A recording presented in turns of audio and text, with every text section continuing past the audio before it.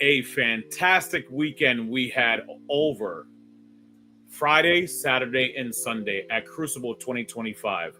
We're going to get into all of the details, exactly what happened over the weekend, who won, who came in, what placing, who got best in sport, what trophies and what prizes, and everything that happened at this convention. Stay tuned and locked in, everyone.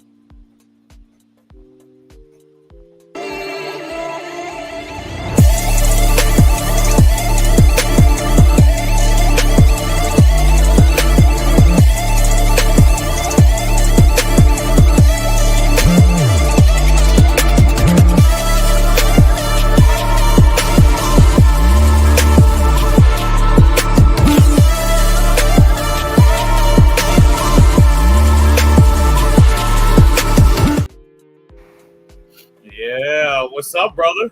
How's it going, buddy? Thanks for stopping by, Elfy, and being our special guest. We lost Regal for a second. He sounds like he's having some technical issues, so we'll get him back here shortly.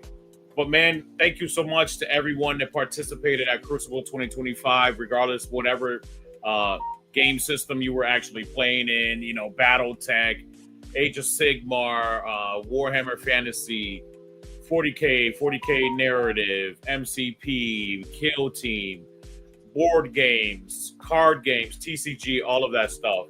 Thank you, everyone who participated. It was an absolutely crazy weekend and hopefully an amazing weekend for you all.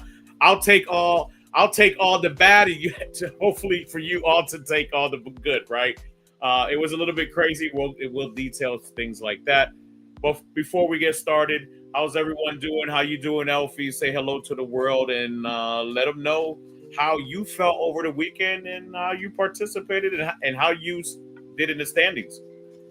I had a great time. You know, Crucible's always exciting. You know, biggest event in Florida. Definitely now with it seems like Opens aren't coming back for quite a while. But yeah, you know, I always look forward to Crucible. I set aside time for it because it's one that I never miss. Had a great time. Started a little rough, but I turned it around and didn't look back. Ended up finishing, I think, around 29th. Lost both games first day, and then I won every game after that. So yes, you did. Ended up salvaging a little bit. You got, bro. It looks like you got mad. They just went on a rampage. Look, my dice betrayed me game 2, and I was done. Congratulations, man. That was absolutely amazing, brother. Thank you. All the things that you did over the weekend, man. Appreciate you. And you look like you had a great time as well, representing the team. So everything, man. Just talk about the wild times that we had in there too, man. Like I really appreciated and loved at the end when we're doing the ceremony, all of like DGen, the Orlando crew guys, things like that, were all very supportive of their club, their team, things like that. So it was really nice to see things like that. I really love clubs, right? And that's hopefully something that the bigger you get, you can develop into, where your team is just sitting there screaming for you, supporting you, right? And everybody's backing you up. So it's really nice, man. It's really nice to see that. Yeah, it's nice when a few people that aren't as recognized as often, get an award, and everyone's real supportive, and cheering them on, even by name, hoot and hollering and everything. So it's always nice, it comes down to camaraderie and just everyone supporting each other for the game we all love. You're back, Regal. How you doing, man? Everything good, brother? How's the technical issues, man? No, we good. Zine's just trying to sabotage us, but we don't play that. Don't lie. You was hiding in one of those subterranean tunnels. I gotta put the dragon somewhere. Don't blame Chaos when you know what you're doing. Oh no, I was blaming Chaos for the technical issues. Traders don't mess with technology. That's kind of like half their lore. But no, I agree. I kind of caught some of it coming in. The community was great. People, supporting everyone.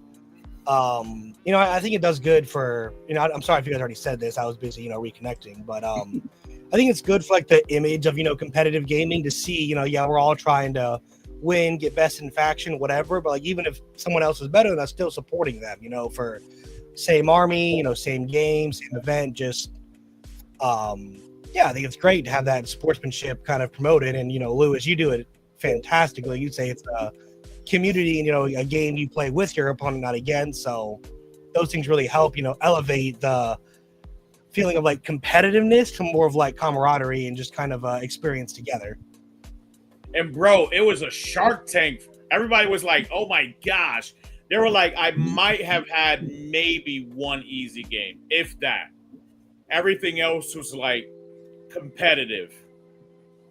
Yeah, I had like maybe one, and it wasn't even like that anything to with him. It's just that my army paired up against his a lot better in my favor than his, and that's the only reason it was like an easier game.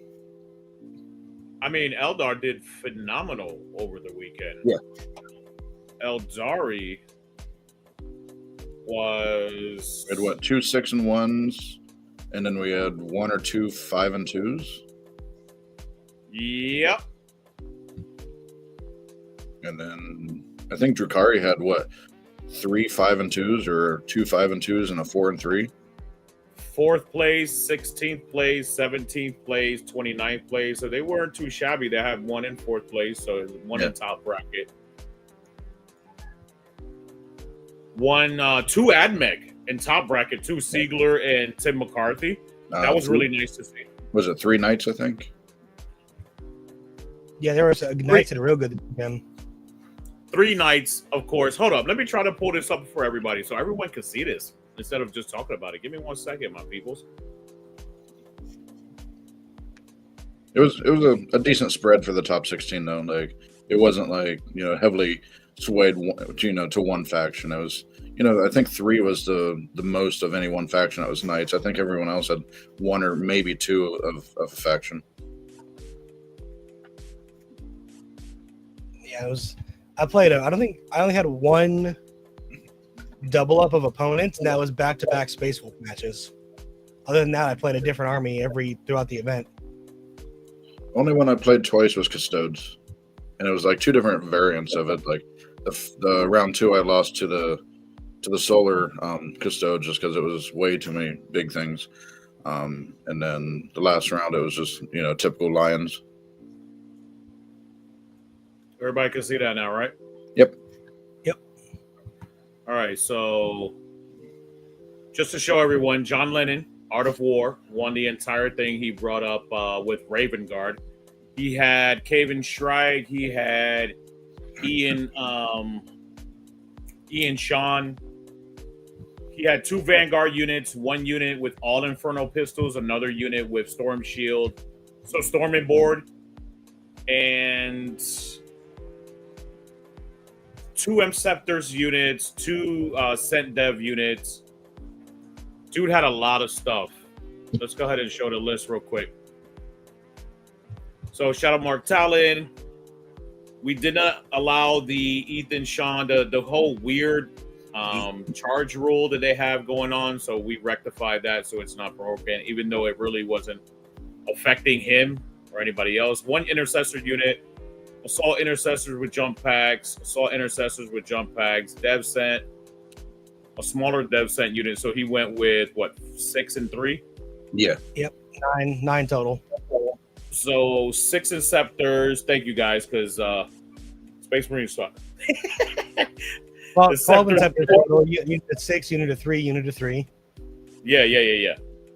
Veteran, and like I was saying, the Inferno Pistols on 1 unit and then Stormer Board on the other one. So he did a fantastic job. Won first overall over the entire Crucible. For the record, this is his 4th time in a row, 7th time total in 10 years, I want to say, that he's won. And then we had Grey Knights in 2nd place. And then with David Ozawa, shout out to David Ozawa. That was, I don't know if you guys watched it, had the opportunity. I usually allow some people to get on stage and do their thing, right? But just watching it, let me stop sharing. Just watching that game was absolutely phenomenal. Watching David Ozawa and John Lennon play against each other. It was so nostalgic. It was like watching an old friendship rivalry on the tabletop.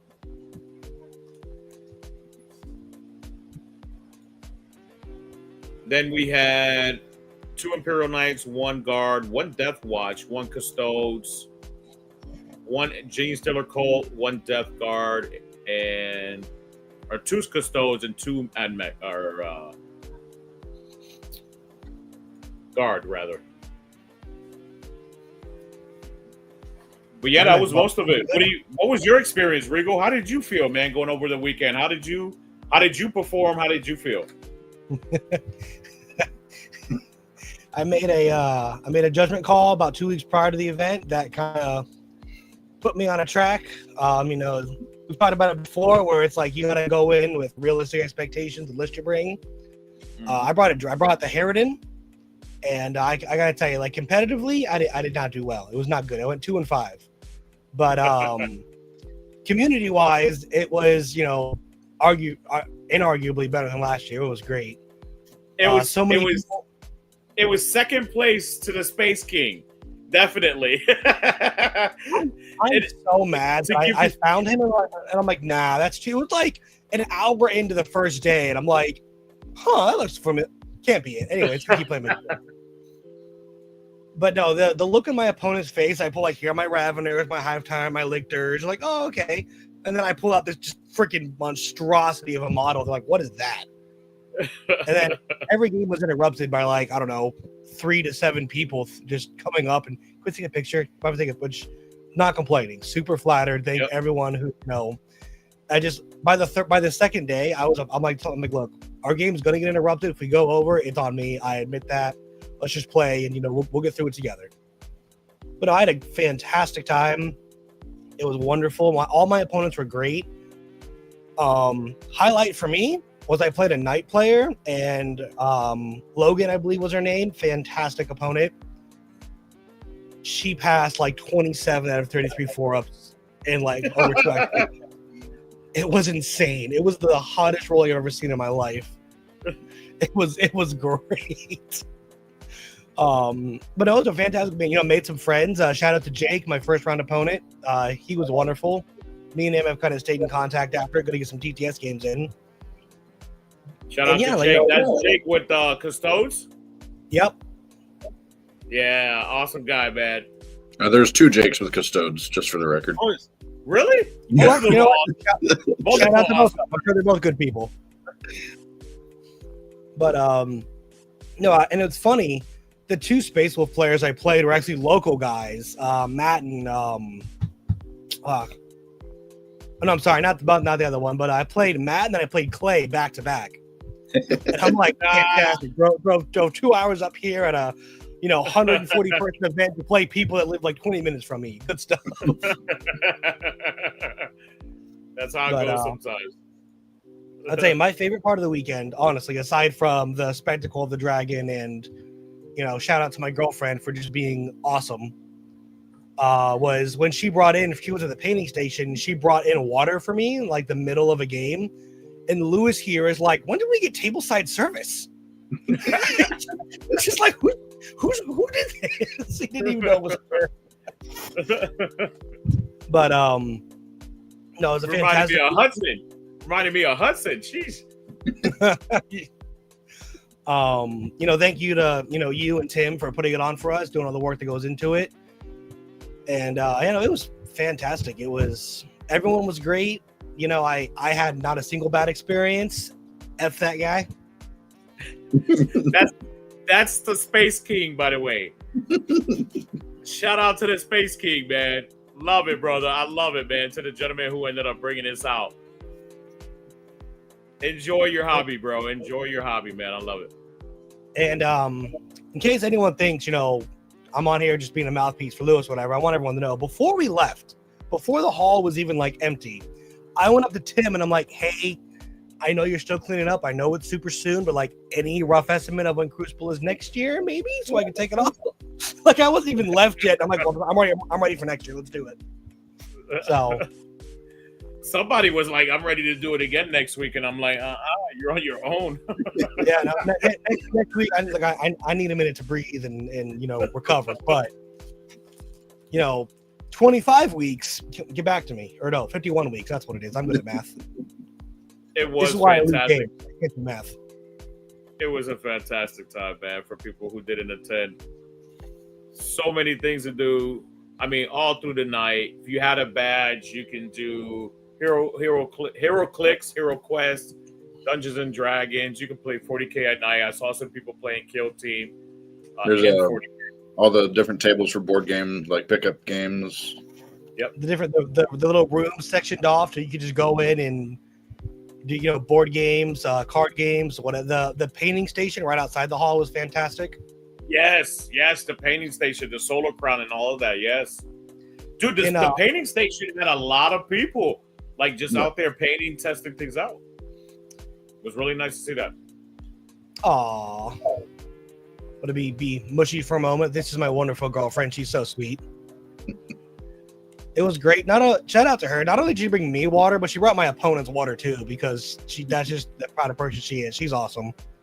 Listen, as soon as she joined the Discord, it became alive. Yeah. I'm like, oh my gosh, who is this? I can't keep up. Same. I went to bed and I got up and it's like 30 new notifications. And I'm like, oh, it's her. No, I love that. Absolutely enjoy. And it sounds like she might be playing the game maybe in the future. I was just gonna say there's no longer a Regal Food Fund. I absolutely need a tie to start paying for her addiction, because she is so ready to be on board and has no idea what the cost is. That blissful ignorance. Painting pot fun. Yes, she is wonderful. But no, I had a fantastic. Oh, sorry. Speaking of the paint stuff, can we just say how great all the armies look this year? Like, people really, showed up for, their passion and representing their armies and stuff. It is fantastic. Hold up. I want to show people a couple of these. So let me show you. Oh, go ahead, Elfy. I'm sorry to cut you off, brother. Go ahead. One of my favorite painted ones I've seen was the Admech that had it was blue with like the snow on the wings and all the walkers and stuff like that. It's probably one of my favorites. You know what's funny, Elfy? One of my favorites is also Admech, except they did like a royal purple with like silver and gold trim, and I'm like, that might have been Tim. That might have been Tim McCarthy, maybe. Maybe I didn't get his name, but I told him like I'm big, because me and him are right next to each other, so I just pointed to my bugs and I'm like, big fan of the purple.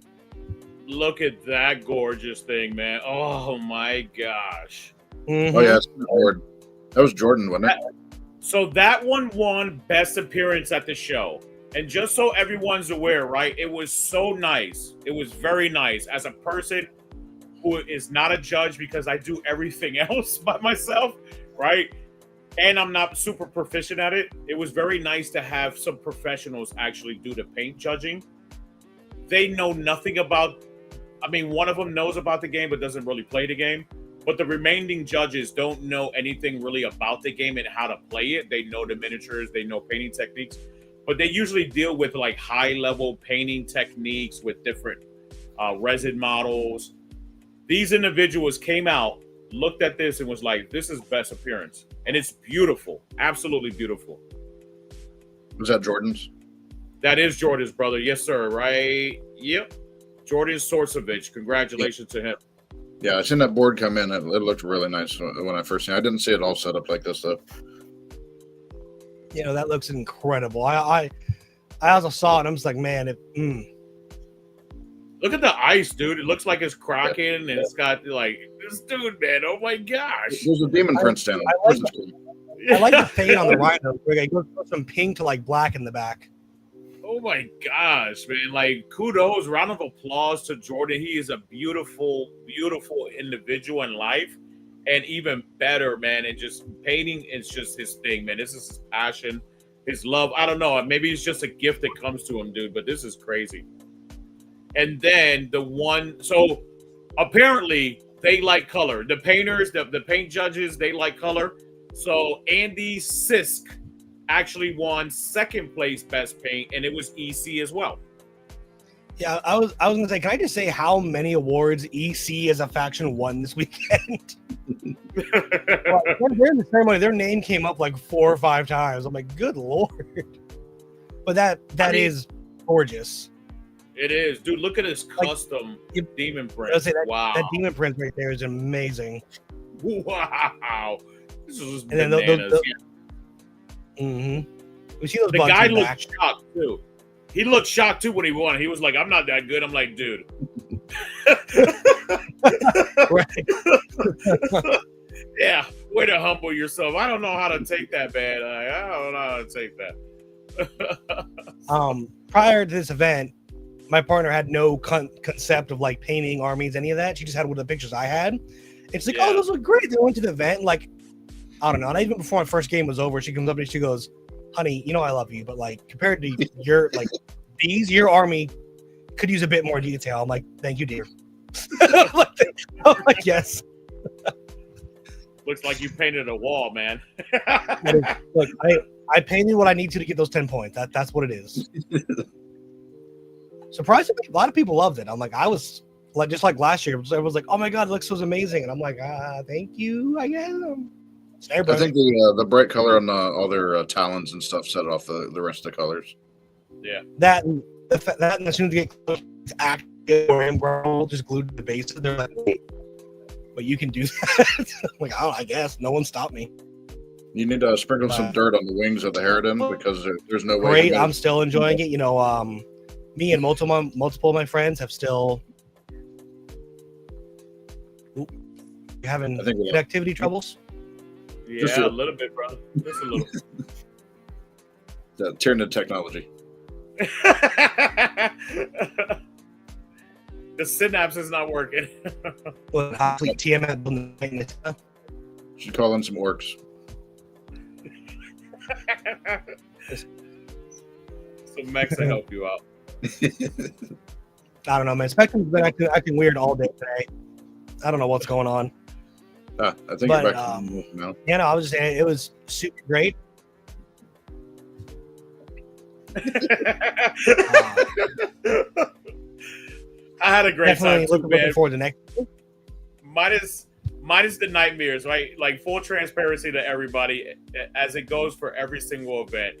First of all, full disclaimer. No matter what happens at an event, I'll never belittle a TO. I'll never belittle a player or anything like that. Whatever this situation might be, right? I'll never belittle any of those type of people.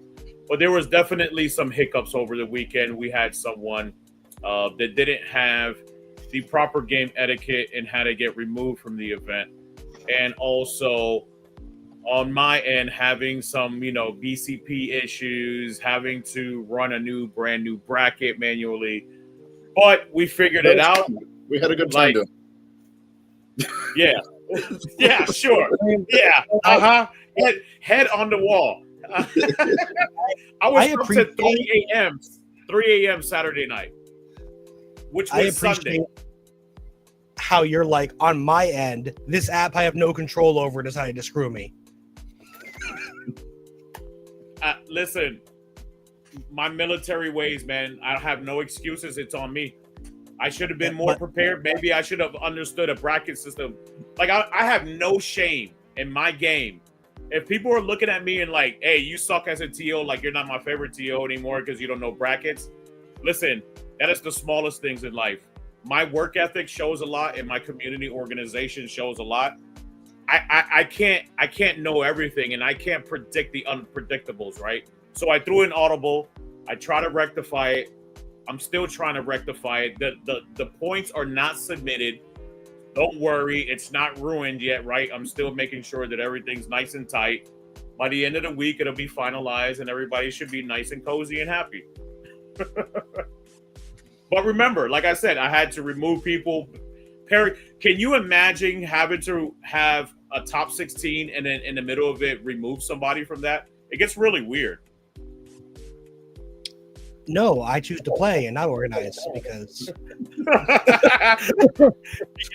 you're not an idiot like me. Exactly. Thank you. I did a little bit of both. He said a little bit of both. Yeah. I helped set up the second bracket. But It was, Max. It was, man. I wish you were there, brother. It was.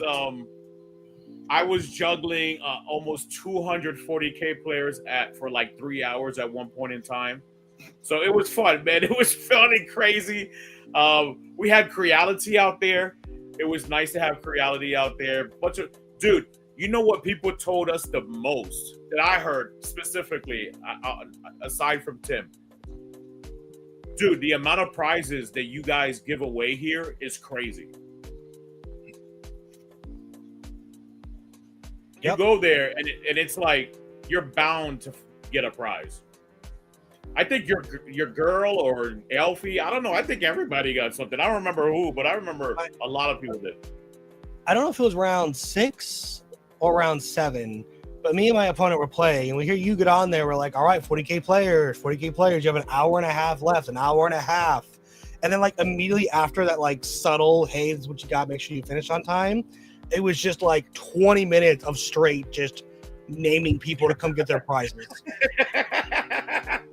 Hey, you have this long left, but stop playing and come pick up some swag. Everybody does it, and nobody complains about it. That was not a complaint or any shade. I'm just like, I even told my opponent, like, yeah, no, make sure you guys finish the game, but also stop and come get some free stuff. Hell yeah. So it was, and to your point, so many prizes. Even if you don't go, you get something.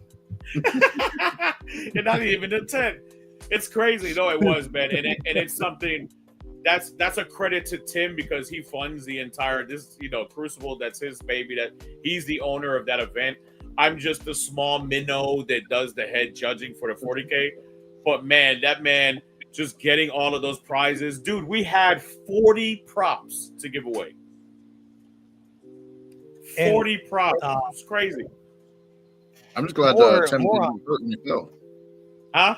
I'm just glad Tim didn't get hurt when he fell. Oh, I know. Safe. More on Tim. That guy is amazing. He ran the narrative. He had time to answer so many people's questions, like even while doing that and organizing and everything. So big shout out to him as well. And he came and helped me on my end too, because I was all by myself this year. So there was so many, like coming into this year, I was so excited. I worked so hard. I did so much things on the back end to get so many sponsors. And then to run the event, I was like, you know what? I'm not upset. I was just like, man, the amount of dominoes that kind of dropped on this one was kind of just sad, man. It was just a little sad for me. Oh, no. You weren't the only one. I know I told you, but for everyone else, I made my hotel reservation like 2 months ago. And I had to call in to do it because the app wasn't working. Sorry, my dog's here begging for attention. And I made it very clear which Hilton I needed or which DoubleTree, and they still messed it up. Me and my girlfriend get there at the DoubleTree at the entrance at like 2:00 in the morning, and they're like, "Nope, you're downtown 20 minutes away." And that was the start of our weekend. But no, thanks to the efforts of Tim, Lewis, the various vendors who show up, DoubleTree hosting, it was, like I said, a fantastic weekend. She's excited to come back. She's already asking, like Lewis alluded to, she wants to do the narrative next year, actually. Like, it's not a hypothetical. Yeah. She meticulously try to pick an army she wants to go do narrative with. What'd you do, Elfy? Like, did you party? Did you go hang out? Did you do social night? What'd you do? Social night was too far away. So I showed up Friday morning, and then every night we had different groups of us that went out. It was usually with the commanders or, part of DGen or, just we went out with Kim and Brandon, the one on the last night. And, so every night we went out, we just went over to Miller's, like it was just close. Go over there, grab some food, a couple drinks, and then go back to the hotel. I think we got back like midnight on Saturday night. Shout out to Tom, by the way. Much love to you, man. Thank you, brother. Yeah, no, it was nice, man. That's another thing, Elfy. So many eateries right there and walking distance. They have a K-pot. Everybody loved the K-pot, apparently, right? And then they have the Miller's Ale House. There's Kobe. And then Kobe's, Yep. thank you, yeah, Kobe's, yes. It's right there. And in the there's a front. Burger King at the end of the lot as well if you want something quick in the morning or for lunch. It was Yep. a little easier to go there than, anywhere else, for the lunch at least. That or the little pizza place in the courtyard. 2 hours wasn't enough for you guys? It was funny. 2 hours. 2 hours should be enough for lunchtime. I mean, you could make a reservation, sit and eat dinner, probably wait for them to wash the dishes, and then come back still. No, Kobe, because you got to wait for the show. It's true. Also, True indeed. yeah, I mean, if we were only doing lunch, 2 hours would be great. But there's a whole convention to attend. There is. Speaking of which, did y'all see Baron of Dice? Yes. I don't think so. You didn't I stop didn't- by? No, I didn't. Great setup. Nice setup, man. He had a nice little setup, a ton of stuff. I ended up I thought I had them right here, but I ended up getting some World Eaters. So shout out to Baron of Dice, man. Much love. Appreciate the sponsorship. Appreciate the World Eaters Dice, man. It's really nice. And they better work this Saturday. I have an RTT. The night player, her dice were all the Baron of Dice World Eaters dice. So, The night player? the Logan. one who rolled all the 4-ups in a row, Logan, yeah. She was rolling Garrett. World Eater dice to do it. Garrett. How dare she? How dare she? Were they Chaos Knights? No, They were Imperial. World Eaters. How dare she? Oh, even the knights. Yeah, the knights were Imperial. They're not corn. Lewis, I will Anyway, kindly remind you, sure. all Chaos Knights were they started as Imperial Knights. Then they fixed their doesn't life matter what- choices. Doesn't matter Yes. what they started off at, it's what they end off as. Yeah. She was the one that had the jersey that said "Mommy Superior" all weekend. It was fantastic. The cosplay was pretty. I don't know if I just didn't go and see the section. It was pretty weak this year, though. I seen that one girl, Gigi, walking around. Her costumes were really neat. There was someone who was rattling. It was like a jingling. That one of the cosplayers, just a girl with bells on her ankles, I think. No, Okay. She was running around with Logan now. What is that one anime, man? She gave me those vibes. That one anime vibes. Oh man, I love that anime too. Is it With bells? No, it was. Oh my gosh, it's on Netflix, dude, and it has 2 series already, and it's about some younger teenage kids, and predominantly the main character is a female, but she has this very goth-like vibes to her. The way that doesn't narrow it down nearly as much as it should is Legends. actually quite funny. Legends, I think League of Legends. Yeah. Oh, Arcane. Arcane, League of Legends, yes. I love that series, by the way. But that's what the type of vibe that I got from that. Gotcha. But I seen yeah. a really neat. I think it was Gene Stealer Cole. The one girl, like I said, Gigi, she was running around. She did a really good Gene Stealer cosplay. She was over. I think it was over near on the other end of the room where they were doing, I think, Old World or whatever. I think that's what they was playing over there. But she was walking around looking at tables over there, and then I think the second day she was wearing a Sisters cosplay. Oh, nice. I didn't see anyone else dressed up other than her and Tim. Yeah. And then Tim does cosplay every year because he does the narrative. Yeah. So I don't know. We're gonna expand next year. Hopefully, we had 156 paid in, 126 attend. It'd be cool to have like some sort of prize support for the costumes. It would. I need more people. I need more help. So many people. Shout out to anybody who wants to help in the future. It might have been Jinx. Jinx, yes. She's not just like Jinx, but it gave me the Jinx and Arcane vibes. That's what I was saying. It's like that. Speaking of shout outs to everyone who helped set up as well. Thank you very much. The night Thursday night. Yes. Shout out to Tom. Shout out to Josh. Shout out to Regal. Shout out to The Marshangs. so many Marshangs that came out and helped as well. So many people, man. I appreciate them very, very much. Oh, Liam, the British fuck. I can't, of course, my people. I call him that in person. He's a very good friend of mine. I love the guy.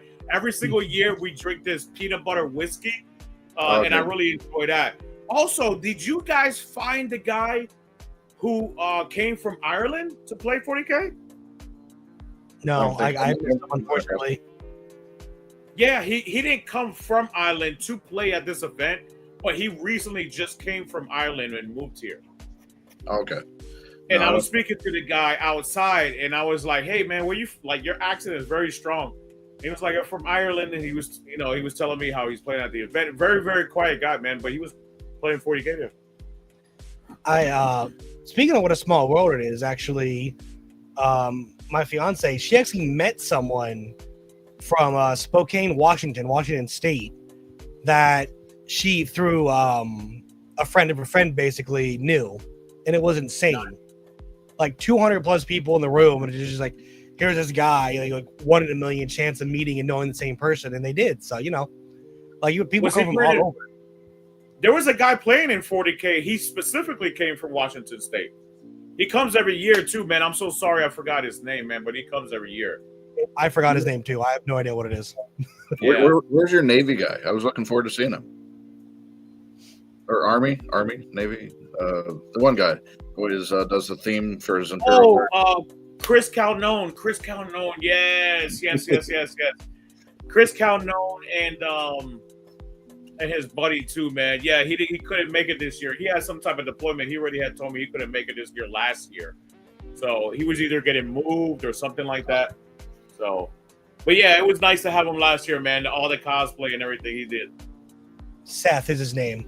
Thank you so much. Yeah, and Crystal Patterson, yeah, it was Jinx. Yeah, she said it too, and I know Elfy said it too. But yeah, that was the one. It was Jinx from that show. I said it because I seen her message. Yeah, that's awesome. I love that show though. But anyways, yeah, it was a great weekend. There were so many things, man. Just seeing Tactical Tortoise on stream and then do 2 streams at the same time simultaneously. So then 4 people. Well, one was recorded, the other one was streamed, but still having 4 people have the opportunity to really have a nice time. Did any of you guys get on stream? I'm sorry, it's so fuzzy. No, stream. I was in the bottom bracket. He was picking people for the bottom bracket. He had people from down there. The funniest one was when Real got on stream and had to play a ringer because her opponent showed up like an hour late. He did, dude. Man, and you know what? He took it on the chin. I thought he was like mad at me because I told him, and he came 5 minutes late, and I was like, "Hey, they're already set up on stage. Like, you're taking an L for this.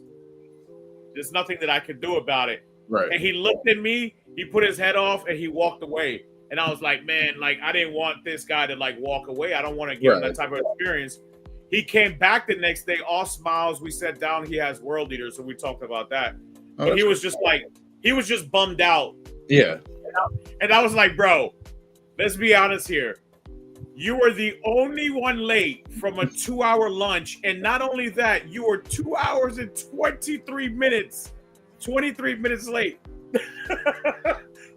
So, sorry, man. It happens. Yeah. Overall, it was a very successful event, I think, overall. I didn't see anyone that wasn't pleasant or anyone that, made me feel any sort of way. Everyone was happy, having a good time. Even when people were losing and having a horrible game, they were still, having a good time and making jokes and stuff, and that's all you can do. You can either mope about it or you can laugh about it, and I rather laugh about a loss. So I sit there and I'll just look at my dice and laugh at them and then be like, okay, your turn. Yep, that's all you can do. I owe this man right here. This man single-handedly fed me every single morning breakfast. He did. He was like, "Hey, you want breakfast? You want Burger King?" And I love Burger King. Like, I love their breakfast and their lunch, right? Right. And I'm like, "Yeah, man, I really appreciate it." But every single morning he took care of me, and I was very appreciative. On a don't tell anybody. No, my wife kept on asking me, "You ate my food? You enjoyed it?" I was like,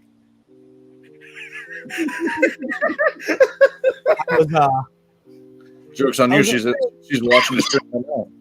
Dang it! He's going here stomping the book eyes open.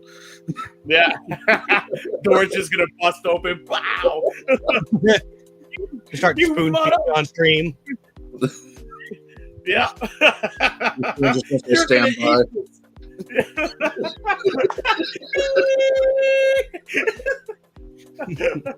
We are having technical difficulties. Thomas, he knows how to fix it. Oh, I love it. I love it. What were you gonna say, Regal? Oh, and I was going to let everyone know, on top of, running an event, handling the app issues, the brackets, all, any kind of player issues, you also, were being a family man. Your family showed up. People look at any given time, your kids were around you, your wife was there walking around, so like on top of the event and the con and the complications that come with that, he was still, husband, dad, you had a full weekend. I do, man. Dude, I took off Monday. I was just like in the bed like 3/4 of the day. Or just on the couch rather. I was just like, oh man, I'm not doing anything. I wanted to. My alarm went off at 3:30 in the morning Monday, and I was like, I'm gonna dread this day. Oh man, can we just like have a Groundhog Day? Like it start on Friday and just Crucible forever, except for me. And of course, it was like my 14-hour day, so it was like as long as I hate Monday. Exactly. I'm right there with you. My alarm went off Monday, and I'm like, all right, can I get through it? I'm off on Tuesday, and then Monday ended up being like the longest they could work me for, and I'm just like, oh god, I'm not gonna make it. Yes, also, go ahead. No, I was gonna say, I actually told on the way back my girlfriend, I was like, hey, next year let's do like Thursday off to Monday off, so we don't gotta we gotta go back. We can like take an extra day, just not worry about it. Yes. So that's our plan next year. We were taking the Monday after Crucible off, along with the day before it starts. Or Big Brain take Tuesday instead. He's like, take a whole week off. That's what I did this year. You're fine though. If you take like Thursday off to Monday, you should be in great shape on Tuesday. You should be. That's take Thursday off after work Wednesday, drive to the hotel, relax the day before, stay Sunday night, and then leave Monday morning. Good to go. Yep. That's the whole plan. Yep. Oh, look at this guy bragging. Tom, I'm going to put you on blast. Yeah, there's this guy. Oh, 9 days off for you. Nice, Tom. No, it's great. I'm glad everyone got home safe. There was a lot of traveling that went on. So also shout out to Lewis for keeping our army safe late at night every night. That man is a dedicated watchdog. I was one of the people who left my army in the hall, and my partner, and she was like, "Are you sure?" So I'm like, "Look, Lewis will die before he lets someone touch anyone's bag, mine or otherwise. You will have to fight this man." No. I will kill before. Yeah, that's what I'm saying. To get it, it's over your dead body. So I'm like, no, full faith in him and his ability. I left it there the setup night to Sunday morning. I brought it when I helped set up. I did not take it out until I left. Yeah, no, and but that's because I'm there or Tim is there all night long and we're just hanging there. If you notice, for anybody who stopped by like late night, I was there most of the time with like my daughter. We were doing something. I was talking to somebody. My daughter enjoyed herself too. for as young as she is, man, she enjoyed it out there, and you know, it was really nice because I need a nerd. I need one of my kids to be a nerd, please. All of them are doing like sports and other things. Like, I need a nerd, man. Also, I wanted to give a shout out too, real quick. I love the best sport, Nick Pratt. Amazing individual, always been an amazing individual. I think he had Tau, right? Tau? Yeah. I think so. I believe so. Yeah, that's been his new faction, has been Tau. And then Kimberly Schilling. Kimberly Schilling, she did awesome. Awesome. Everyone had a wonderful time with Kimberly Schilling over the weekend. She also won Best Sport. And she had salamanders. And she had a really nice looking salamanders army too. So and she was playing Huh? She was playing the old detachment too. Yes, she was. Yes, she was. And I forgot where she came from, but she came from far. Minnesota. Yeah, she just moved to Minnesota like 2 months ago, she said. Or moved from Minnesota? She just moved to Minnesota. She used to go to all the Layton events. That's where I met her from originally. It was out of Layton. Ah, okay, okay.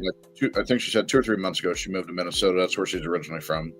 But that's wild to move to Minnesota and then come back just for Crucible. You know what I'm saying? I appreciate that a ton. So very, very nice. What's the quote from Field of Dreams? It's if you build it, they will come. You know, it's a quality event. People want to be there.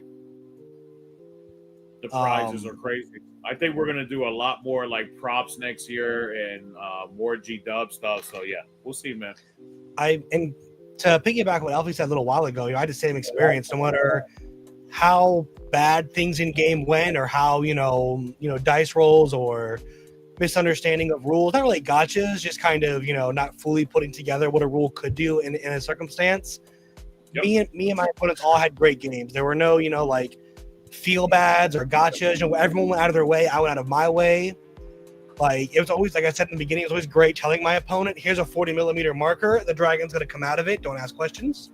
Like, yes, it works. And, they were like, the look on their face, like, wait, for real? And I'm like, for real. And it was, it was fantastic. Everyone had a great disposition about the game. So that always makes it fun, right? When everyone's having a good time, no matter how the game is actually going, because it's a game. It really is a game. And for those of you who are getting mad at me at the back end, just listen to what Regal just said. It's just a game. Relax. Things are getting situated. We'll talk it out. We'll all figure it out.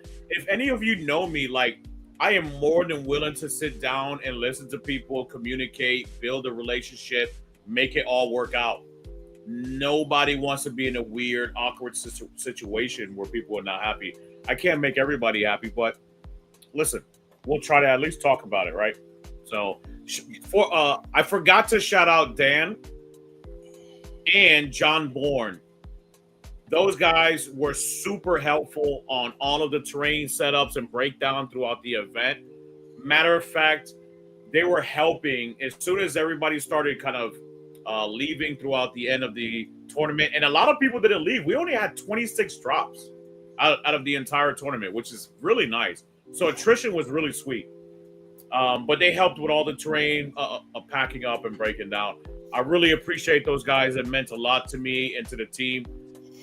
Doing that type of stuff, plus running an entire GT and then helping out with other things as a director, it's a lot of work, man. So it's really nice to have that support. Yeah. It was just great. It was super fun watching, to go back to again, my partner after my first game when I lost, and she's like, oh no, you lost. You're gonna be like, I'm like, honey, it's just a game. Like, let's get, like, it's fine. It happened. She was so sweet. And playing against other people, watching the Heritage shoot something and just watch people just be like, oh, that's not too bad. Then you shoot it, and they're like, oh, suddenly my two things I thought were there are not there anymore. It's like, yeah. Are not there anymore. Yep. It's like, and then or the opposite happening, shooting, and then they're still there, not even wounded. And I'm like, huh. I guess one's wounded on the dice. Whatever. Yeah. So before I kind of want to talk about the new meta how Crucible is helping shift the new meta out. I know a lot of other channels have been talking about it as well, but I want to run into a quick commercial break so we can help Regal's new paint pot fund that he's going to need in the future. Because apparently he's going to have multiple armies, multiple things and responsibilities to take care of. Not my army. Hashtag not my army. Yeah, but you're going to be funded it all. We all know that. So give us just 1 minute. We'll have a little flag that says, please send help. Exactly. So shout out to one of our sponsors we had over the weekend, man. Appreciate that individual. Here we go. We'll be right back. Welcome to Big Bear 3D, your ultimate destination for top quality terrain and weapon props. Whether you're setting the stage for your next epic battle or enhancing your collection, Big Bear 3D has you covered. Don't forget to scan the QR code to explore our full range and bring the event home with you. Happy gaming! Big Bear 3D is excited to collaborate with Away Games, bringing top-tier competitive experiences to events across North America with our adaptable modular event tables. The Away Games event table, official for the American Team Championship and standard for the National Tabletop League, can now bring the event home. Pick up the Away Games 2024 event table to replicate any layout featured in ATC or NTL circuit events. Big Bear 3D is thrilled to offer sci-fi weapon props and raw part kits, printed in PLA plastic with all necessary assembly hardware included. We've also partnered with Hobby Goblins to provide assembled and painted prop kits for our customers. And don't forget, bring the event home with you. Thank you, everyone, for your patience. Go ahead and make sure to check out Big Bear. He had Creality there over the weekend. It was really nice to see him support the Crucible 2025.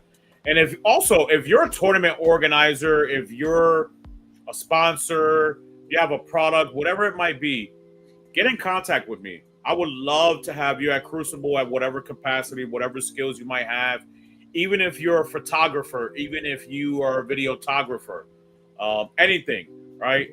Would love to meet you, talk to you, hopefully put you on the payroll and help out with Crucible.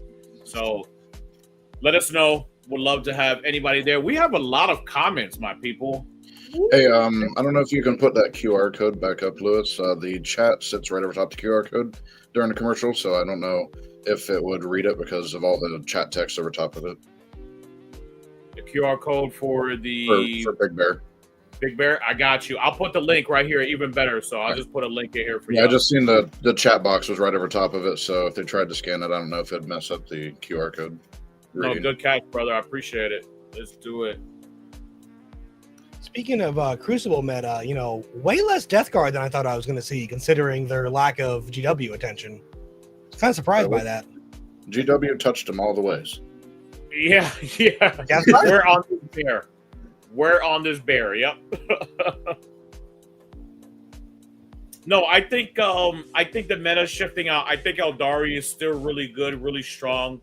I had a lot of people tell me, and usually, you have to take it as a grain of salt. But when you have a lot of people telling you that Eldari is doing really well, some people telling you that Eldari is a little bit broken, you really start to balance it all out and say to yourself, okay, Eldari is functionally very efficient in this meta right now, especially them toning down Death Guard. In my opinion, and I've heard other people say this as well at a high caliber level, not that I am, but I've heard other people say it, right? I think we are probably at the healthiest point, second healthiest or healthiest point we've been in 10th edition. It's very strong. I think a lot of factions are doing very well. Maybe Raven Guard might need a little bit of a touch, but I don't know that they actually should be affected anytime soon. And I think that's why you don't see Death Guard right now. I think World Eaters, Eldar, I think Votan are going to continue to come up and do very well. Admech coming back and being a representation in the meta is really nice. And we'll have to see what the new Drukhari does. And we'll have to see what the new Drukhari does.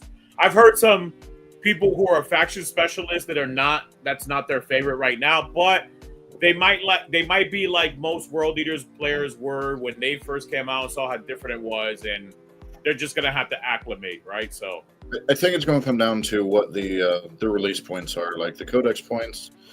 Me and Adam was looking at it on the way right home, and he was going over it, and he just mentioned it. It looks good, but the points needed a little bit of tweaking, in his opinion. So. Yeah. So it just depends on what they end up doing with the points, and if they make any day one changes to it. It doesn't look like really powerful, but it looks definitely efficient. It's going to do similar to what it does now. I think just it'll contour to your play style. So if you have a certain play style, then you're going to lean one way or the other. So it just depends on how you like to play the army. I heard the hobgoblins are going to be amazing. What are they called? The speeders, the flyers. I call them the hobgoblins. The Spider-Man. What is it? Reavers, the ones that are flyers. Yeah. You're talking about the other ones. Hellions. Hellions. Hellions, right? Yeah. Hellions. Yeah, the Hellions look good still. I heard they're going to be great in this edition. Venoms. I don't know about the Venoms. I didn't hear about that, but I heard somebody in the Drukari chat talking about how good the Hellions are going to be. Yeah, the Hellions look pretty good. Yeah. They used to be an all-star back in 9th. They were, even after they took all the nerf, Hellions were great. Dude, they were broken as shit like in 5th edition and in 7th edition. They used to do this mortal wound bomb. Every model would do a mortal wound drop bomb. Yeah, it was pretty nasty back in the days. Everyone had them. Them and Succubus. Everyone always has Succubus. Yeah. Succubus has an interesting one, and I think it's Witch Cult, where after you move, they can charge you at the end of your move phase. What? Yeah. So if you move within 9 inches, they can attempt to make a 9-inch charge into you, or less if you move closer. It's like 2 CP, but still to have that option. So hold up, Elfy. You just gave me a light bulb. Now that I'm starting to see this like in Votan, you're starting to see this in Raven Guard. Do you think this is what 11th edition is going to be, with a lot more reactive moves? That way, both players are playing more of the game together instead of one waiting for the other? Because that's what it's starting to sound like for 11th edition. Yeah, I mean, if I haven't looked too much into the change of the other two, but if that's the case, I mean, it's expensive. It's 2 CP to do it, but yeah. To have that option where if some really powerful shooting unit moves close, like let's say they have Melta and they have to get close, and you have the option to charge them before they get to fire their Melta weapons, you change their game plan completely. Yeah. Especially if you put Lilith in the unit. Now they have fight. She's got fight first. You don't gain any charge bonuses with the strat, so they're still going to get all their charge bonuses. You won't get any. But if you have Lilith, fights first, and who cares if you get charge bonuses or not? How do you think the Knights are going to be moving forward? I think we'll still see some. I think it's slowly moving back towards MSU or 10-man units. I think we're going to slowly phase back towards units versus just a bunch of vehicles and tanks. What about Knights, Imperial Knights, and things like that? You think they're going to stick to the big boys, like 4 big boys, a couple babies, or? I don't think it's going to be 4. I think you're going to be probably 2 is going to be the most common. Every now and then you'll probably see 3, but I think the only time you're going to see 4 is if you have like a niche list or something like that, or maybe for like teams and you're trying to make a weird counter or a hard counter. If they don't have anti-vehicle, then they're going to have a bad day, especially if you get the pairing you want. Speaking of teams, they have Champions Cup coming up next week, is it? Yeah, I think so. Yeah, Champions Cup next week. Yeah, so that's going to be big too at the Champions Cup. Last time I think there was 400 people at the Champions Cup. It was really nice to see that. Yeah, I think that's why Bryce was playing Eldar. I think that's what he was practicing for. Got it. That's what he told me. He said there's a big tournament coming up. I'm guessing it's probably Champions Cup. Yeah. Okay. Yeah, I think the meta is... Go ahead, brother. He normally plays either Grey Knights or Orcs. I do believe so. Yeah, he's kind of a jack of all trades. He plays a lot of different armies. But yeah, you're right. He's a good player, so he can jump around without too much of an issue.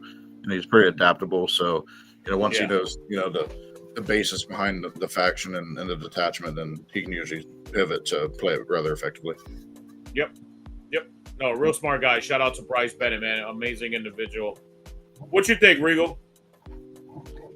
I think, well, for Knights in particular, I'm going to be wrong here, but I genuinely think, especially with the nerfs that came out, that the Gatewatch Wardens, the one where you draw a line across, 3 objectives, well, 2, but anywhere on the field, is that and the Armiger are probably going to be the 2 most common we see, like general competitive lists, because those just have the, I don't want to say best, but like most versatile toolbox of strats, enhancements, and just gameplay plans. Like drawing a line and standing on it sounds restrictive until you realize you can make a carnivore or 2 carnivores. No, I think it's just 1. -1 damage and send it off on a mission. Yeah. Or give Dana's crit 5s and give the Crusader that didn't move, sustain 2 or stuff like that. And then Armiger spam is just, like you said, 2 bigs and just 10 dogs going out and just playing the board. Yep. What about Raven Guard? Raven Guard looks like they're going to be really strong in this, unless they get nerfed, right? And I mean, if they don't, and I ruled it at Crucible that everything that is inside of the app that is Codex compliant is going to get that +1 oath, right? I mean, +1 wound for the oath for the moment. So I don't know what GW is going to do. Hopefully they'll do the same thing too. But if they don't, they probably won't be as strong, and you're going to see people pivot right back to Ultramarines and shit. Well, the 2 things about that. One, I looked up that rule, the Oath of Moment rule, to see who gets it and who doesn't. Yeah. And it's funny because in the app it says unless you have a Dark Angel, Space Wolf, Blood Angels, you have a non-codex keyword in your army, you get it. And so, and I'm not a Space Marine player, but reading it, I'm like, so why wouldn't Raven Guard get it? Unless you're throwing in Dante for whatever reason. And Salamander. You don't have Salamander should get that too. And was that Iron Hands? A bunch of other ones that don't have it should have it. Yeah. Yes. It's so the rule in the app is unless you have these, codex different words, you get the +1 to wound. Yeah. The thing for me about the Raven Guard is the turn 1 rapid ingress. That is insanely difficult to play around. Damn near impossible. I believe I was listening to John talk about his game into David, and I believe that's how he set the tone against David. I guess he picked up his Land Raider turn 1 with it. Yep. He just dropped down, and picked up Land Raider. And I guess he neutered it. It was almost dead, and then on the charge he got, the jump pack mortals on the charge and just picked it up. Yeah. And he's running around with 10 Inferno pistols and Cave-in Strike. Hitting a Land Raider. Yeah, and then you throw a grenade just to be a dick. This is where I think that GW needs to start nuancing specifically Space Marines. Yeah. Kind of like how they did with Eldar and Yunari, where okay, if you're in this detachment, then an Inceptor squad costs this much. But if you're in this detachment, they need to, because everything that list has way too much stuff. The power it brings. You went over the list about 30 minutes ago. I think it's another finesse army, right? And that's the thing now. Yeah, man, it's definitely the thing now. Hold on, I was trying to pull up this one right here, right? So, no, I absolutely agree, right? I absolutely agree. That's the simple solution. That's like saying pull yourself up by the bootstraps, right? That's not educating anyone. That's not helping anyone. You know what I'm saying? I'm not to be negative to your comment. That's not what I'm trying to say. Well, that's just the general comment. I know who's speaking, right? I know who's the person, but what I'm saying is, hold on, I'm gonna bring that back up. Space Wolves because Tyranid Vanguard can do this too, and a couple other detachments in different armies. They can bring in reserves turn 1, but it's specifically in your movement phase. What Raven Guard can do is Raven Guard can wrap an ingress turn 1. So if you go first, they can show up somewhere behind the wall, and then with a presumably jump pack unit that moves 12, and then just get a 0-inch charge on the bottom of 1 on their turn, or top of 2 creature. If they do it on bottom. It's a different creature to deal with, but I mean, we've dealt with it before. Not to lessen it, right? Not to lessen it. That's not what I'm saying. I'm not making excuses. Have we? Dante. Has there been a Dante couldn't wrap an ingress turn 1, could he? Yeah, hell yeah. Hell yeah. The Sanguinor? Oh, the Sanguinor. Sorry, not Dante. Sanguinor. Sorry, my bad. Yeah, but the Sanguinor requires your opponent to show, which the Sanguinor is its own thing. I don't mind because it's a one model, old one, the character old one. unit. Yeah, the old Sanguinor, he could do that. Oh yeah, but yeah. So I just think that having a turn 1 rapid ingress, and my fear is like what Recon by Fire said, is that now that if the community decides this is okay, that it becomes a new standard rule some armies and detachments or model leaders give their unit. And I'm a reserve abuser. I love putting things in and out of deep strike, bringing them in, coming in at odd angles, and doing stuff like that. Rapid ingressing turn 1, humble opinion. I'm the guy that has opinions. I don't think it should be allowed, because that is just a whole nother level of stress in this game. And I think it also affects more elite and knight types armies too, right? Like, you can't screen out well from that. If you're playing orcs though, like you're not gonna give a shit. Like, you're not GSC orcs. You're probably not gonna care about that in that game, right?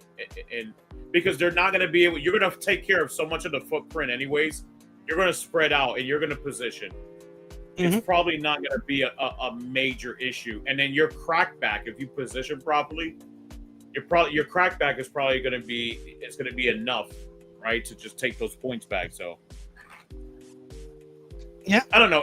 It's definitely codex and faction dependent, right? You gotta play around it and figure it out, and hopefully your codex or your faction has some screens or some abilities to stop them from doing things like that. You also have to approach turn 1 knowing that is a possibility. Yes. Yep. Yeah. Real quick, Maxwell. So what the enhancement says, it has the same wording, except it doesn't have the in your movement phase.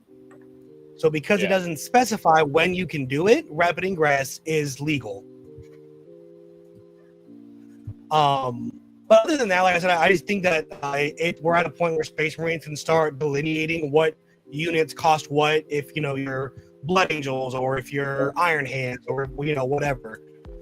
Because, for example, an Iron Hands Lancer is not a Blood Angels Lancer. Correct. Yes. So stuff like that. The other thing we have to consider is the pilot. I mean, John's one of the best in the country and the world.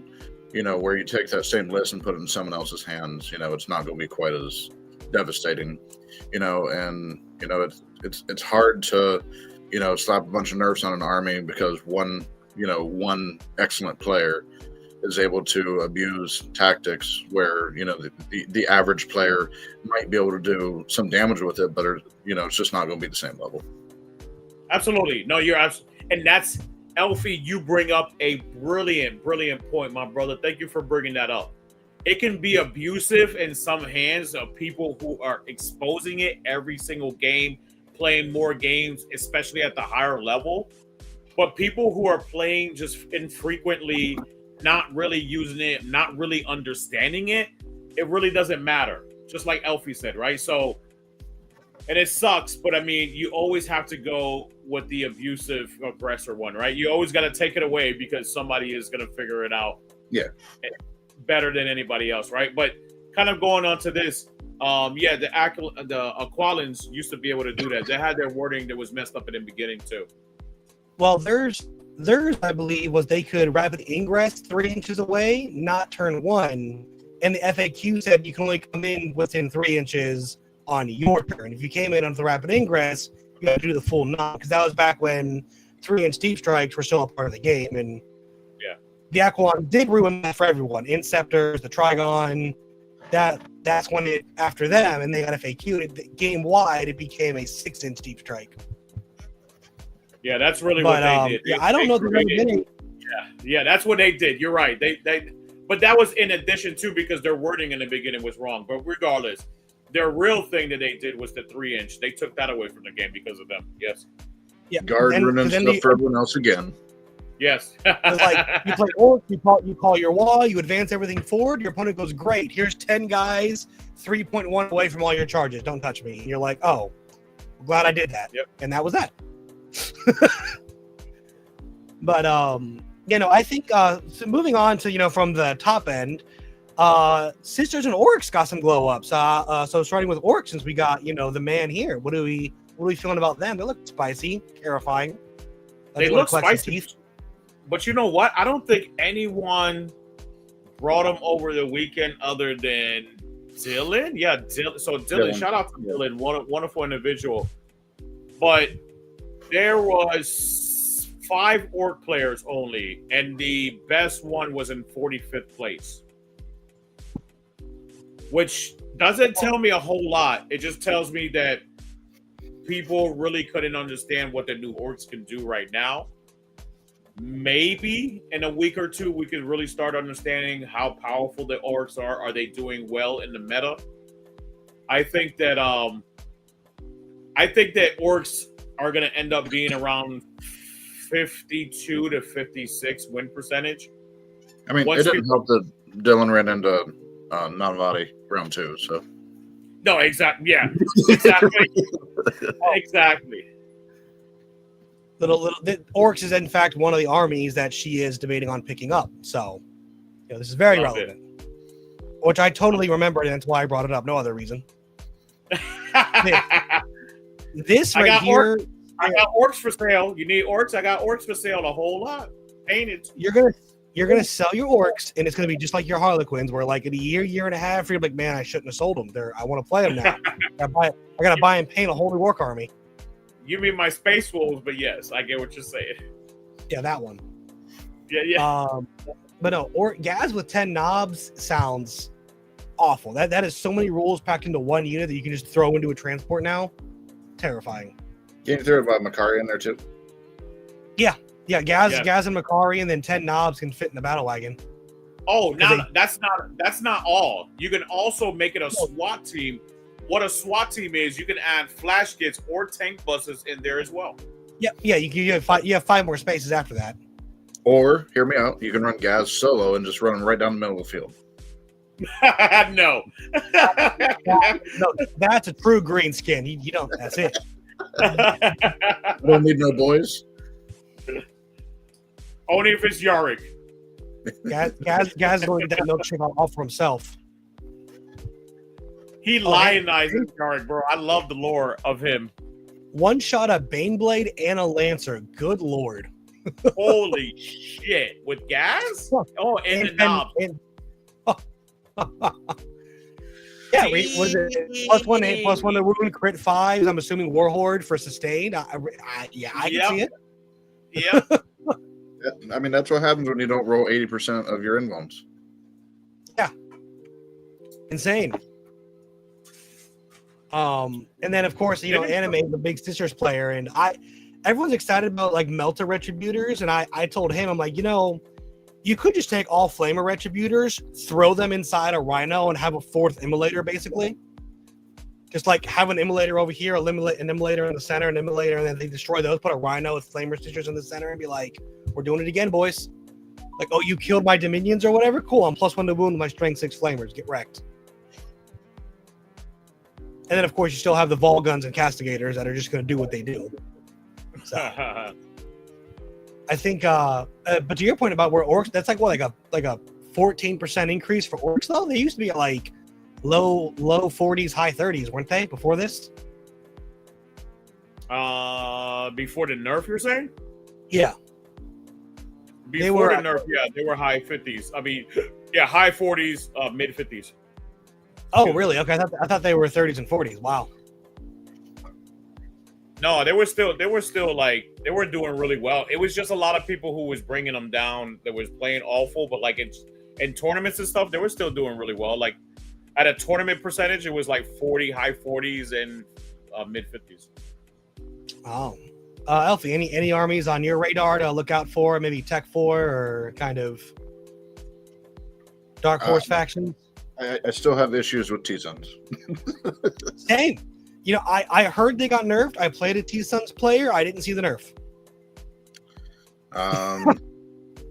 They're still good. They're not as good as they used to be, but I mean, again, Mike's an excellent player on T-Suns, you know, so it's hard to judge against that, you know. He had a whole lot of Marines and a whole lot of Flamers, about twice as many Flamers as he needed. He just got out of hand in a hurry.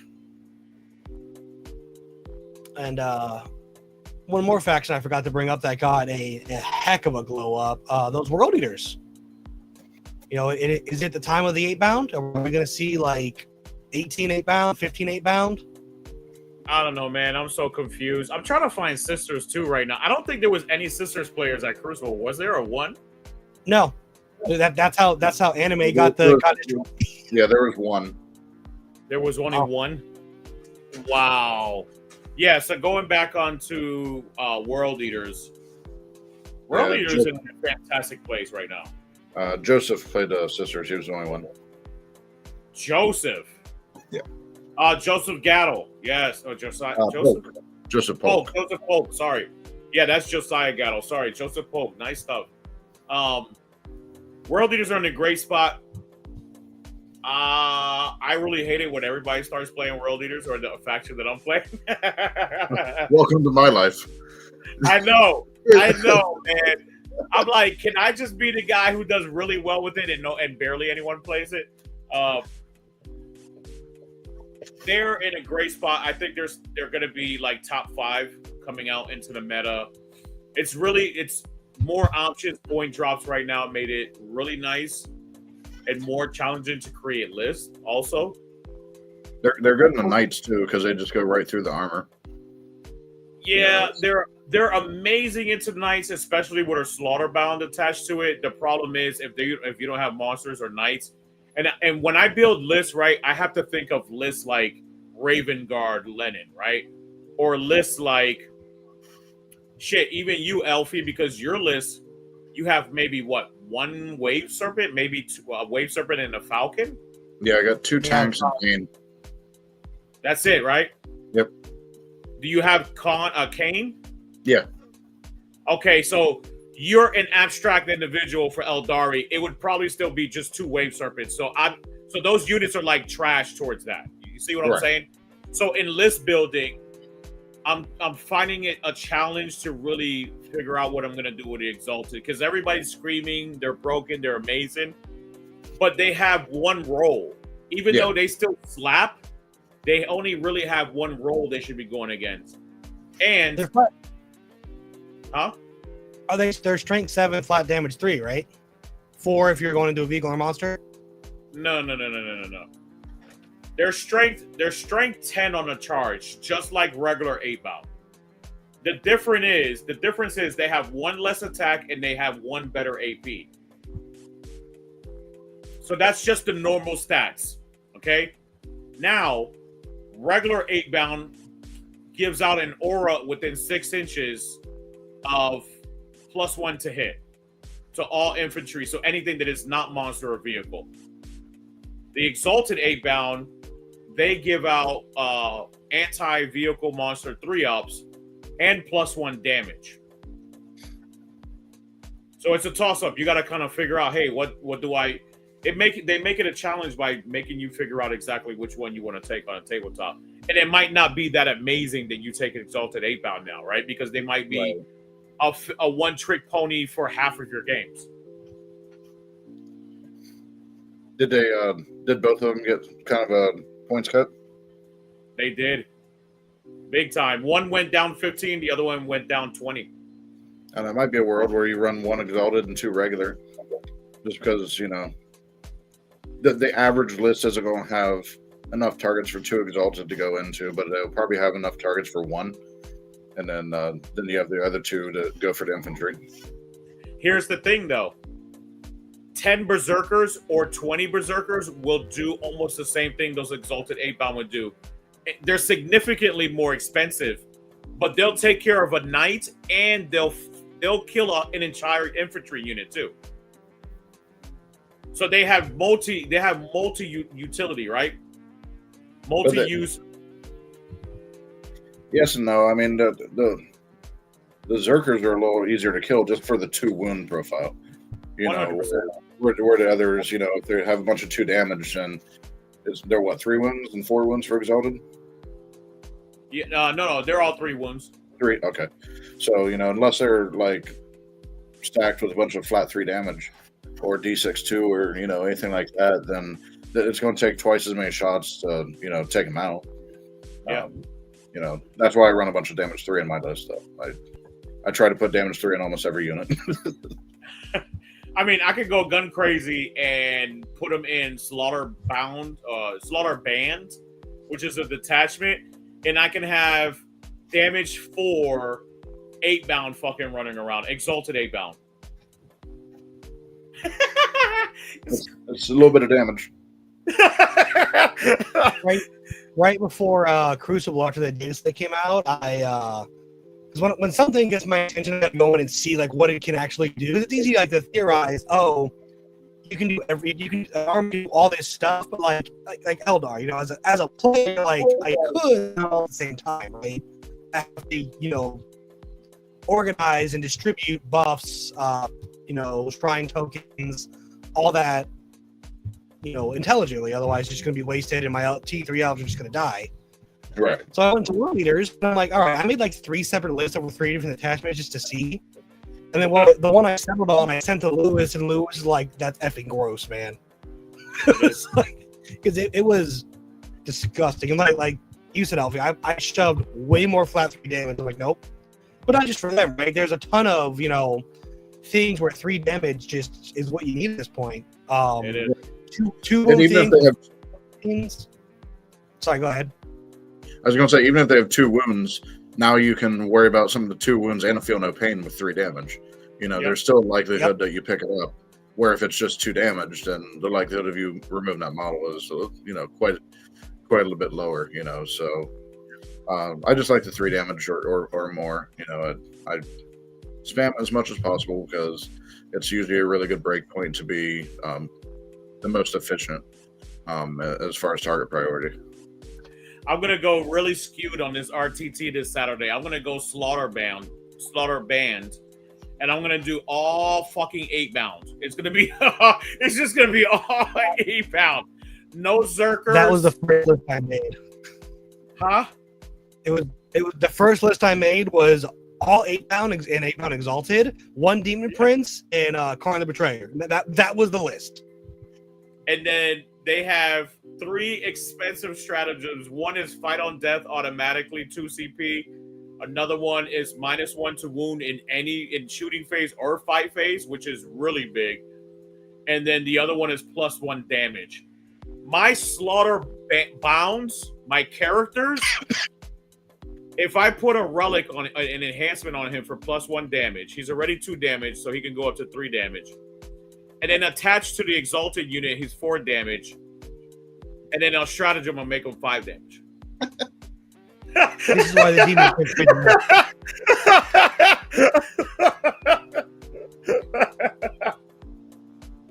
when basically absolutely everyone has I just want to be ultra abusive and aggressive with that list. It's just going to be like, hey, can you kill 3 wounds, 3 5-ups?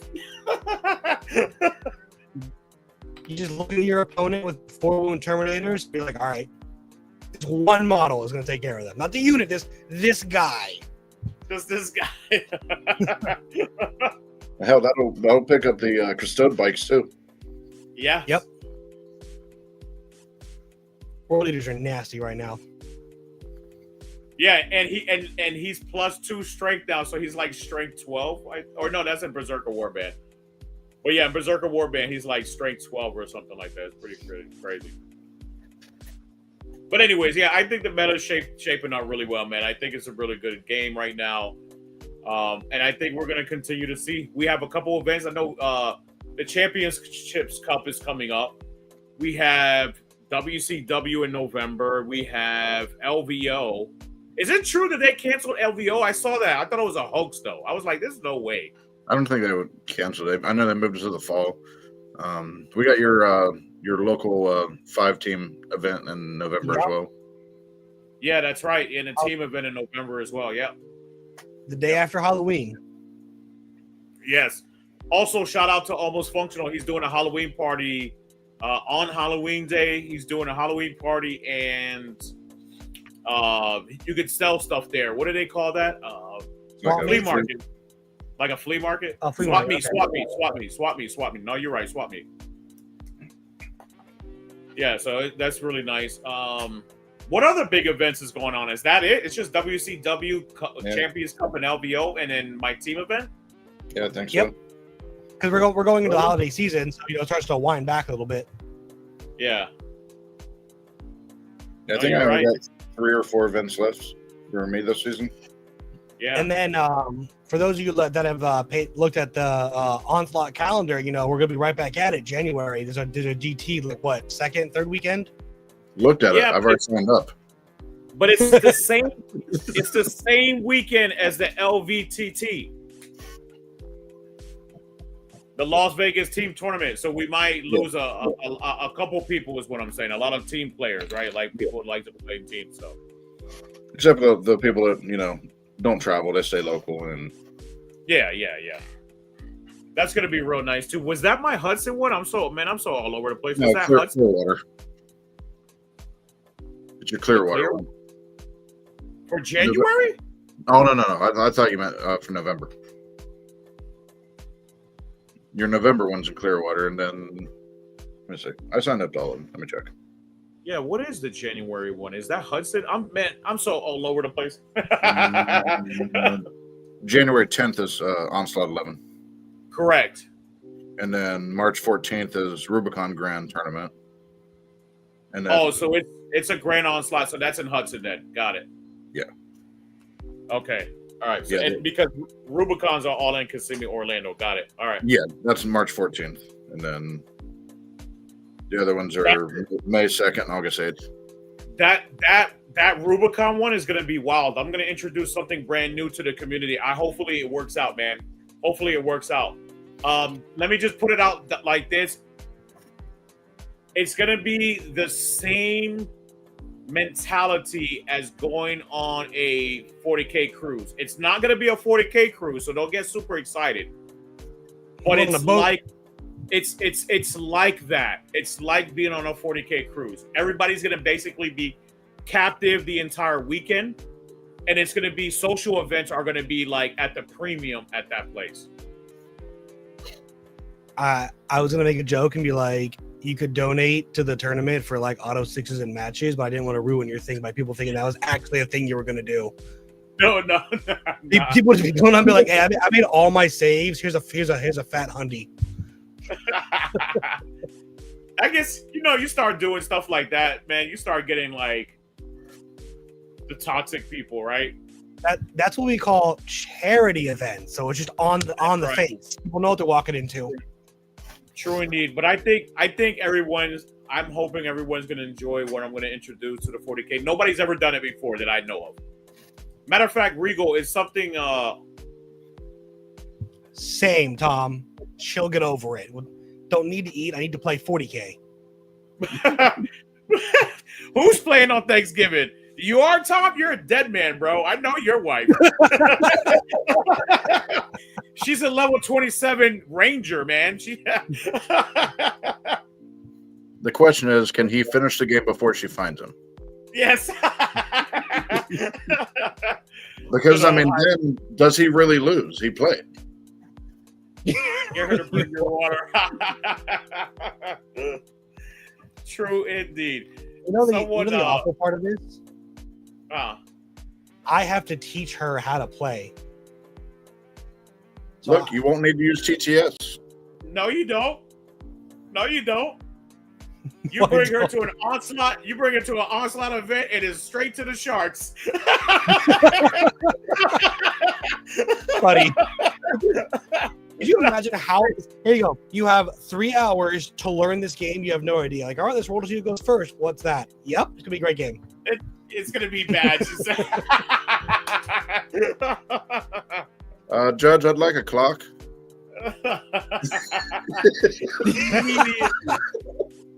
Immediately. My goodness. Oh. Well, I am starved. I am loving this content. Do you guys got anything else for us today? You guys want to continue on? Because I'll continue, guys. We're an hour. I just want to give a personal thank you. No. You're welcome for this content. No, I want to say thank you to everyone out and help me thank Louis for all his hard work. It was amazing. I don't know what no one had to, whatever, but I do appreciate the people who go, going up with me and putting forth stuff to just appreciate everything you do. So just wanted to give a thank you all last time. Appreciate it, man. And I know everyone's appreciative of it as well. You're breaking up, Regal. You're breaking up. Elfy's over there looking like he's trying not to pass out. He's got a show going on, man. No, I've been up since 3:30 in the morning. I get up tomorrow at 3:30. So you're a madman. I like to think that I'm a very humble man already, but I was definitely humbled over this weekend, man. It was so nice to have everyone to support, having the team, the Onslaught team there to support. And can I please, Elfy, can we please, Regal, can we please find like somebody just to remind us to take a photo at these events, man? Please. If we use that one scoring app, it reminds you to take photos every round. I have, dude. Anyone in the Discord, just another shout out to my girlfriend. She took some great pictures over the event. Super thankful because I forgot to. I did not. I didn't take a single one. So, I next needed year, to add the photo too that she had. That was an awesome one. Yeah, go ahead, brother. Sorry. So next year, if she ends up not playing for whatever reason, I'm just gonna just go out and like buy her a super camera and be like, go take all the photos. You can have whatever you want for dinner and breakfast all weekend. Just invade everyone's space, take pictures. Dude, I didn't notice that. I asked Tim, right? I was like, hey, we didn't get photographers this year. He was like, nope, not this year. I was like, oh, man. I noticed it too late, man. I was worried about so many other things that the photography was like, right at the end, I was like, hey, man, we need pictures of all of this. Nope, nothing. Thank you to Mary Reed, right? Mary Reed. Yep. Thank you to her for the photos. That was absolutely amazing. She was a lifesaver. Also, shout out to, there was somebody else who had put some photos up as well. Chris Todd put up photos. Nya and Robert L. He put up some photos too, man. Shout out to them. I guess I'm the final boss. Yes. Sometimes. Normally. Final boss. But yeah, no, thank you everyone. Much love. Thank you for participating. Thank you for all of you gentlemen being on here. As always, always pleasant to be with my co-host and always a pleasure to have Elfy on here with us. Come and check us out. Next RTT is Brandon on the 4th of October. And we will not be doing layouts 1 or 6. Oh my gosh, please. I'm done. I don't want to see those until next year. If there's an event layouts 2 and 7. Yes, exactly. Exactly. Just 3 rounds of supply drop. Hey, you're hearing it now on at Black Flag. I'm running mission 7. I mean layout 7. Yeah, layout 7. Look, all right. It doesn't change my list at all. I'll just roll dice to different places. A while ago, Lewis was talking to me about how hard it is to like sort missions out, and like give a good organic experience for like balance competitiveness and player skill up rounds. And I'm like, yeah, if you're a bitch, you could just roll servo skulls every round, just every round. Servo skulls. Look, I do like that Lewis took my advice. I told him to make 2 of the missions we played the last day as the last missions. Yes. With the supply drop and terraform, which can both be challenging. And he said something. I was like, well, these are the best of the best. If you want to place, you have to be able to play the hard missions. And I think it really played out right. If don't get through them in the first, have them be at the very end and prove yourself. And that's what happened. Terraform as the last mission was a just fantastic way to end the event. Yeah, and supply drop is so good too. Like supply drop's so hard to play into. I just threw Kane in the middle and said, "Here, come take it." 7. Also, would love to see it. Absolutely, put it out on the channel too. Help people. Hey, man, if you guys have content out there and you hear like I'm doing something for an event and it's related to like one of my events, put it in my Discord.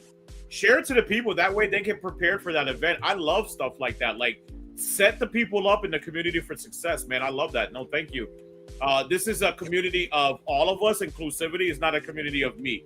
And I can't keep on doing this shit by myself, because if not, I'm just going to retire at the end of this year. You've already set up next year's events. Don't lie to us like that. Exactly. You mean end of next year.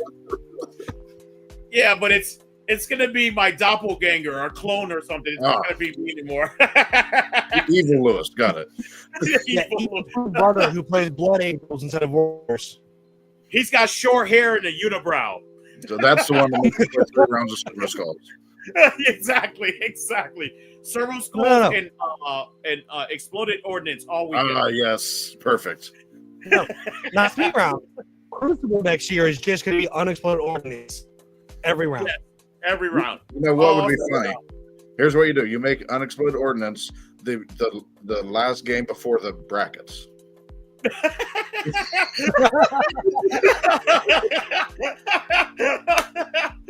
Find out who's going in now.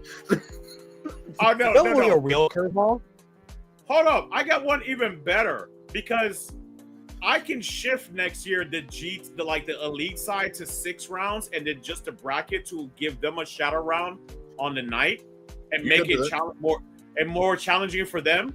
Yeah, but that would be pretty freaking awesome, wouldn't it? Like to change it like that. Yeah, that's some evil twin bullshit right there. You guys specifically, who are the best, get a harder path. But hold up. Well, hold up. That shadow round is specifically unexploded ordnance only. Yes.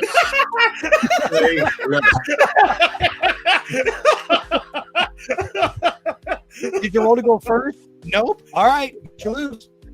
Listen, you want to get into the top 16 into the gauntlet? This is your first match. Unexploded ordnance. Separate the men from the boys. There you go. Yeah, exactly. That's next in a couple of years. Yes, hell yes. You know what it is?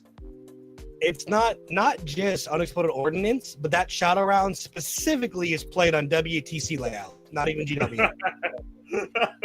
just completely fuck them up. Oh my gosh! Oh my gosh! Wait! It gets better. Isn't there a layout that are on none of the missions? What was it? Hammer and Anvil? You know it on Hammer and Anvil. Oh, deployment. Yes.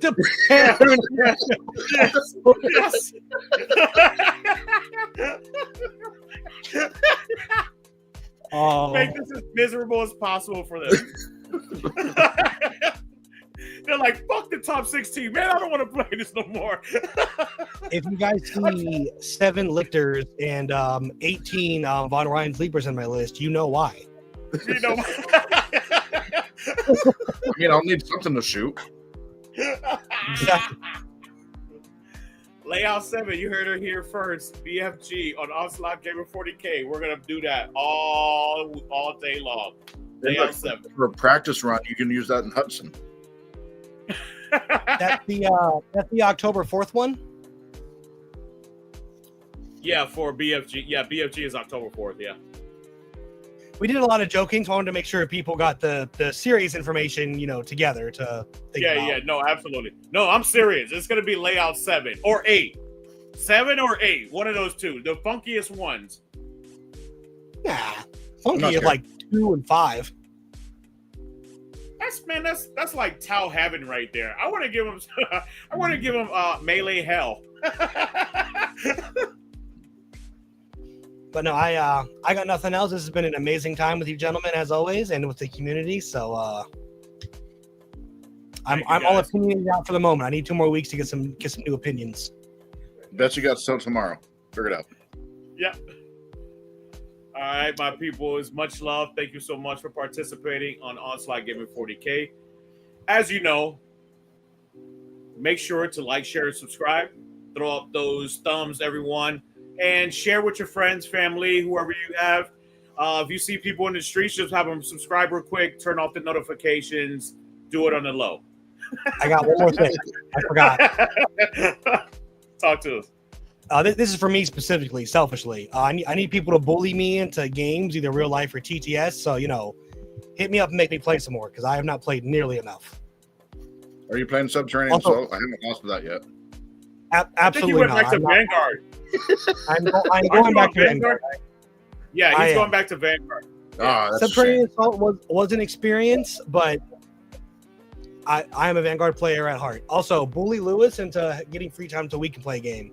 We've been point playing the other way. You got to point the other Sorry? way. You got to point the other way. Yes, There you go.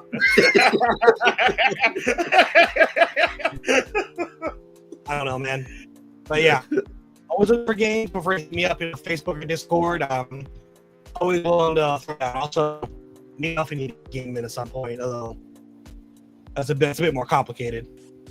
Yeah. Let's go straight to bed. Elfy, you got anything to say before we go, brother? No, it was a blast. I had a great time at the event, and as always, I'll see you on the 4th, and then I got a 3-man team tournament in Orlando the 18th, and then the big 5-man, and then the GT in December, and then I'm going to enjoy a couple weeks off before we start again in January. Woo! Love it. Prepared, man. Can't wait to that Drukari book and how the meta's going to shape out. I'm just going to launch all my indirect at them until they stop moving. And until they get lethal intent too. No, it's after I finish moving, not after I finish shooting. Bye, my people. It's much love. Shout out to everyone that came out. Everyone is watching. Thank you so much. Thank you, Elfy. Thank you, Regal. Love my guys. Love you. See you later, people. Everyone have a good night. Bang, bang, bang.